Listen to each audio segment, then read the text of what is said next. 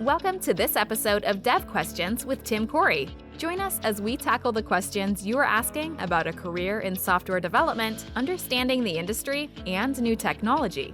Now, here's your host, expert developer, and online educator, Tim Corey. How do you deal with a hard day at work? This is a question Glenn asked me recently, and I thought it was a great question to answer. So let's start with defining what a hard day at work is, because there's a couple different forms you can go with. First of all, there can be the form of interpersonal hard day at work, where you're having a conflict with a coworker or your boss or people that work underneath you. Or there's the other side of it, which is the technology side of things, where maybe you've spent all day long debugging a problem you just can't figure out. That can be a really hard day at work as well. Either way, one of the biggest things that helps is to give it space and time. Whether it's, you're struggling with a coworker or you're fighting with a bug. If you can walk away, don't walk in the middle of a sentence, okay? So if a person's yelling at you, don't just turn and walk away. It's probably not the best solution. Maybe it is, but most likely it's not. But if you can take a step back and take a little bit of time where you're not focusing on it, okay? Give it a little space and time. I don't know how many times I've had a bug that has just frustrated me, where I can't figure it out. And when I go home at night, I try and not focus on it. I come back the next day and I've forgotten about it. I walk in and went, it's right there. That's the bug. And it takes me 5 minutes to fix. But I banged my head against it for a whole day. I couldn't figure it out. But it's just that clarity of having your brain refresh and having a new perspective. In the same way, talking about people, where you're really frustrated at a person, don't respond right away. Give it a day. See if you can walk away from the scenario and just not focus on it. And then when you come back, maybe that problem isn't quite as big as you thought it was. Maybe it's not as big a deal. Okay. So that's part of it, is space and time. Now, there's something to be said though for what you do in that space and time. One of the things is do something totally different. I work at home. My office is in my home. So when it comes to work, it's always right there. In fact, if I want to relax and do something, I might watch something on Netflix or something like that, where it's on my computer. Now I can go to the couch, and I do sometimes, and that's a different spot in the house, and I'll watch football, and that's at least a change of pace and scenery, but that's really not the same thing as something totally different.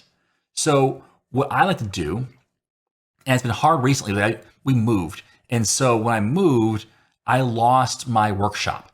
And that's something we're actually investing in building, is a new workshop, because working in a wood workshop is totally different than working on a computer.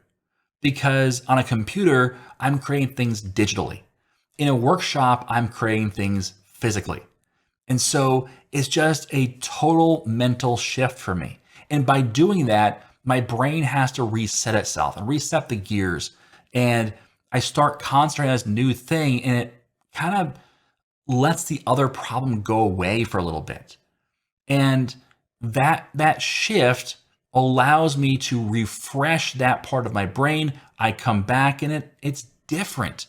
The problem seems different when I come back to it. Now, there's other ways of doing this. Maybe you don't have some kind of hobby or other thing that's totally different, but maybe you can take a nap. A nap can help sometimes. I personally love to take a shower. I love hot water. I'm just a hot water fiend. I live for hot water, it seems like.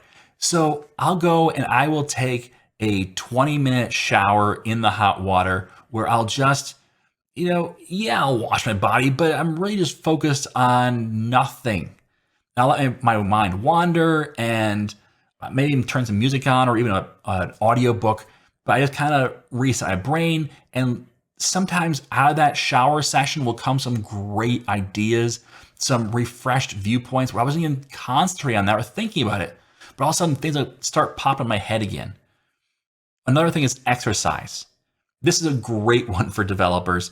It's one that is important to do anyway, but when you exercise, usually your brain focuses on other things, even if it is ow, ow, ow, please make it stop, ow.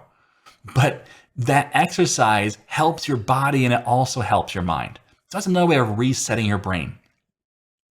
Now, I do want to point out, we're talking about giving your problem, whether it be a person or a technology issue, space and time. But do what fills you up. Don't do what an escape. And what I mean by that is some things are purely an escape. These aren't healthy. They take the form of, I'm going to go ahead and drink until I can't remember anymore. Or I'm going to do other things, maybe even just watch Netflix, but I'm going to zone out and watch 4 hours of Netflix. Or I'm going to play video games until my eyes bleed. These are not healthy activities that are helping reset your brain. You can watch Netflix and reset your brain. You can play games, reset your brain. You can have a drink and reset your brain. But don't do it to excess where you're just trying to drown out the problems. Do what fills you up, what encourages you, what you enjoy doing that makes you feel better. For me, sleeping makes me feel better. Not a nap. I don't do naps. I can't get naps right. I just feel miserable afterwards. But overnight, absolutely. So if I'm feeling miserable, I can't figure something out, and it's 10 o'clock at night, I might go to bed. My wife will be shocked, but I'll have a long night's sleep. I'll still get up at the same time. So I'm getting 2-3 extra hours of sleep. That's a big deal. Or a shower. I enjoy a shower. And so those things help refresh me. I feel better because of it. Exercise, I don't feel as much love for exercise, but at the same time, it does make me feel good that I've done it. It makes me feel like I've accomplished something positive for myself and for my well-being. So that is beneficial. That fills me up. But if I just zone out on something, that's not helping my brain. It's really making it a little more messed up. Okay? So I encourage you to do what fills you up. Don't just escape your problems. A good night's sleep is always a good recipe. Those fresh eyes you come at a problem with after you have done something different, you've given it time and space, those can be really helpful to seeing the problem in a new light, to readdressing it and coming at it anew. You're always going to have hard times. As a software developer, a lot of your time is spent debugging. It is what it is. And I too often see young developers trying to get out of debugging. They ask me for the solution. They're trying to shortcut their pain. And I get it. It's hard. And sometimes you have to push through, and that can cause a bad day. But doing so builds that character, builds that muscle that you need in your life. The same as working with difficult situations with people. Just trying to escape from that situation, it's not the right solution usually. Usually, you're better off being able to work through that, being able to stand up for yourself, but also learn and grow as well. And that's important to learn how to do that and learn to get better at that. But sometimes time and space first will help you do it better. So I encourage you, that's what I do after a hard day at work, whether it is with technology or people. Get yourself some time and space, get that reset, and go at it fresh the next day. All right? Thanks for the question, Glenn. I appreciate it. I thought it was a great one. If you have questions you'd like to get answered, either use the podcast page at IAmTimCorey.com or leave a comment in the YouTube video. Either way, I appreciate it. All right? Thanks for watching this episode. And as always, I am Tim Corey.